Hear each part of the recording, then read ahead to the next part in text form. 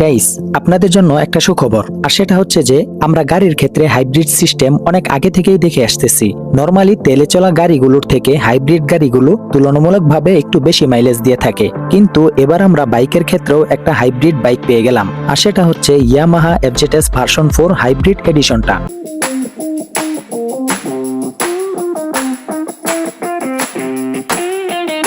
এই বাইকটা নিয়ে আমি আরো 1 মাস আগেই একটি ভিডিও দিয়েছিলাম, এবং এই বাইকটা আমাদের জন্য কি ভালো কিছু দিবে নাকি বাস দিবে সেটাও কিন্তু সেই ভিডিওতে আলোচনা করেছিলাম। সবাইকে অনুরোধ করব আপনারা সেই ভিডিওটি আগে দেখে আসুন। এই বাইকের অনেক তথ্যই আপনারা সেই ভিডিওতে জানতে পারবেন। আই বাটনে অথবা ডিসক্রিপশনে সেই ভিডিওটির লিংক দেওয়া থাকবে। তো এখন আসি এই ভিডিওতে। এটাতে নরমাল ভার্সন 4 থেকে কিছু কিছু জিনিস চেঞ্জ রয়েছে। আজকের ভিডিওতে আমি আপনাদেরকে দেখাবো এটাতে কি কি জিনিস চেঞ্জ করা হয়েছে আগের এফজেডএস ভার্সন 4 থেকে।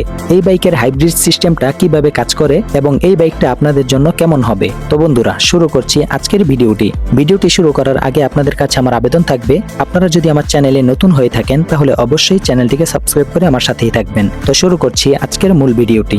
ইয়ামাহা 2008 সালে সবার প্রথম লঞ্চ করে তাদের ইয়ামাহা এফজেডএস ভার্সন 1, যেটা ছিল 150 সিসির একটি বাইক। আর সেই বাইকটাই ছিল কমিউটার সেগমেন্টে একটা বিপ্লব, যেটাতে প্রথমবারের মতো 140 সেকশনের একটি রেয়ার টায়ার ব্যবহার করা হয় এবং এর পাশাপাশি মনোশক সাসপেনশনও দেওয়া হয়। এরপরে এফজেডএস ভার্সন 2 তে অ্যাড করা হয় ফুয়েল ইনজেকশন। আর আপনারা হয়তো সকলেই জানেন যে ভার্সন 2 বাংলাদেশের মধ্যে প্রথম কমিউটার বাইক ছিল যেটাতে ফুয়েল ইনজেকশন ইউজ করা হয়েছিল। এরপরে ভার্সন 3 তে এসে ইয়ামাহা অ্যাড করে সিঙ্গেল চ্যানেল এবিএস। এরপরে ভার্সন 4 এ ইয়ামাহা অ্যাড করে ট্র্যাকশন কন্ট্রোল, ব্লুটুথ কানেক্টিভিটি, ফুল এলইডি লাইটিং সেটআপ, আরো অনেক কিছু।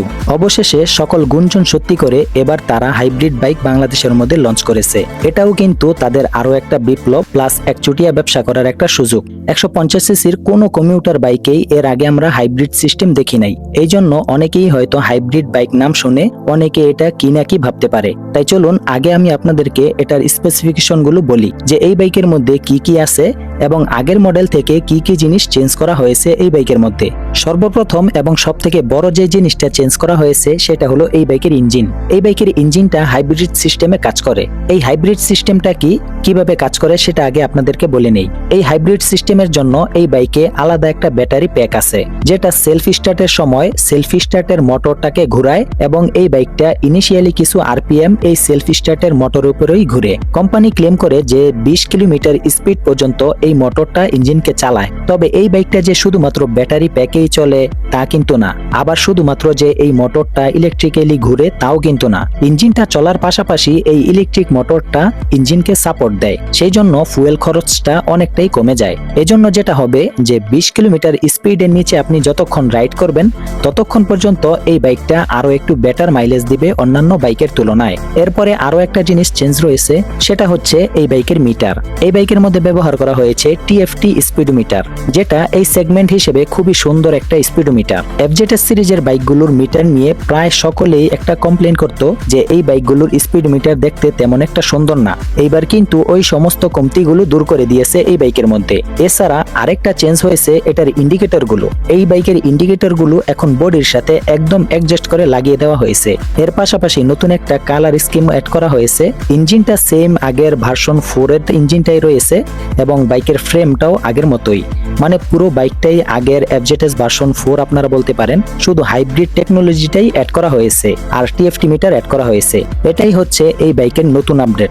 এর পাশাপাশি সুইচগুলো চেঞ্জ করা হয়েছে। তো আগেরটার থেকে যদি চেঞ্জের কথা বলেন তাহলে এই সমস্ত জিনিসগুলোই চেঞ্জ হয়েছে, এছাড়া আর অন্য কোনো কিছুই চেঞ্জ করা হয় নাই।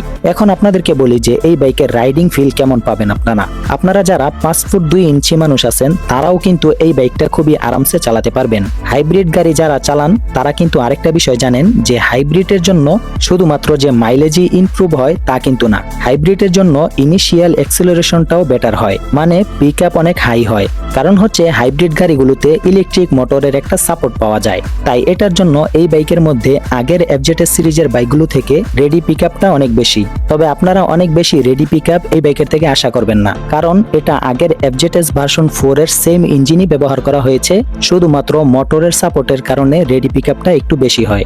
এই বাইকের ব্যালেন্স, ব্রেকিং সবকিছুই আগের মতোই ফিল করবেন।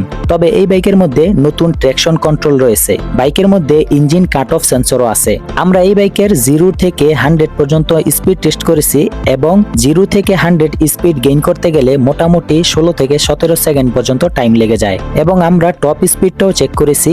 বাইকটা এখন একদম নতুন, এই অবস্থাতেই 115 কিলোমিটার পর্যন্ত টপ স্পিড পাওয়া যায়। তবে এইটা যখন পুরাতন হবে তখন 120 কিলোমিটারের আশেপাশে টপ স্পিড পাবে, এটা শিওর বলা যায়। এরপরে এই বাইকের মিটারের মধ্যে অনেক রকমের ফাংশন রয়েছে, তা অনেকের জানা আবার অনেকেরই অজানা। অন্য কোনো কমিউটার বাইকের মধ্যে এত ফাংশন নেই। সেগুলো হলো, এই মিটারের মধ্যে থিম চেঞ্জ করা যায়। মিটারটা কখনো কালারফুল থাকবে, আবার আপনি যদি চেঞ্জ করেন তখন পুরো মিটারটা ব্ল্যাক হয়ে যাবে। এরপরে মিটারের অন্যান্য সেটিংস এর মধ্যে আপনারা নেভিগেশন শো করবে। যখন আপনি ওয়াই কানেক্ট অ্যাপের মাধ্যমে আপনার মোবাইল ফোনটা এই বাইকের সাথে কানেক্ট করবেন তখন এই বাইকের মিটারের মধ্যে আপনারা ওয়েদার শো করতে দেখতে পাবেন। এরপরে সেটিংসে গেলে আপনারা ট্র্যাকশন কন্ট্রোল পাবেন। এরপরে গিয়ার শিফট ইন্ডিকেটর পাবেন, আর সেটা হলো যে কত হাজার আরপিএম এ আপনি গিয়ার শিফট করতে চান তা আপনি এখানে সিলেক্ট করতে পারবেন। ধরেন আপনি 6000 আরপিএম এ আপনি গিয়ার শিফট করার জন্য সিলেক্ট করে রাখলেন। এরপরে আপনি যখন 6000 আরপিএম এ বাইকটাকে নিয়ে যাবেন তখন মিটার আপনাকে অটোমেটিক একটা সিগন্যাল দিবে যে এখন গিয়ার শিফট করতে হবে। এরপরে ডিসপ্লে সেটিং এর মধ্যে গেলে আপনারা ডে এবং নাইট দুইটাই মোড পাবেন, এটা অটোমেটিক দেওয়া। এছাড়া আরো অসংখ্য সেটিং রয়েছে, জানা অজানা অনেক রকমের সেটিংস রয়েছে, সেসব আপনারা বাইকটা হাতে নিলেই বুঝতে পারবেন। তো এক কথায় বলতে গেলে এই বাইকটা FZS ভার্সন 4 আগের বাইকটাই, তবে শুধুমাত্র হাইব্রিড টেকনোলজি অ্যাড করা হয়েছে এবং নতুন TFT মিটার অ্যাড করা হয়েছে। এজন্য আপনারা এই বাইক থেকে পারফরমেন্স কিন্তু সেই আগের মতোই পাবেন, শুধু ফিচার্সটা অনেক বেশি পাবেন। ডুয়েল ABS, ফুল LED সেটআপ, TFT মিটার এগুলোই। তো এখন কথা হলো, তাহলে এই বাইকের দাম কত?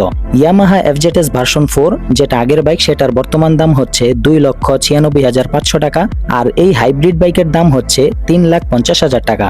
মানে FZS ভার্সন 4 থেকে এই বাইকের দাম 53,500 টাকা বেশি।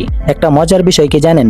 ইন্ডিয়াতে এই হাইব্রিড বাইকটার দাম হলো মাত্র 1,60,000 রুপি, আর বাংলাদেশে ইয়ামাহা এর ডিস্ট্রিবিউটর যিনি আছে তিনি হলেন ইন্ডিয়ার। তো এত টাকা কিভাবে রাখা হয় আর এত টাকা কিভাবে তারা হাতিয়ে নিচ্ছে এটা বোঝার বাকি নেই। তো যাই হোক, এই দামে হাইব্রিড বাইকটা আপনাদের কাছে কেমন লেগেছে তা অবশ্যই সকলে কমেন্টে জানাবেন। আজকের মতো এখানেই বিদায় নিচ্ছি। আল্লাহ হাফেজ।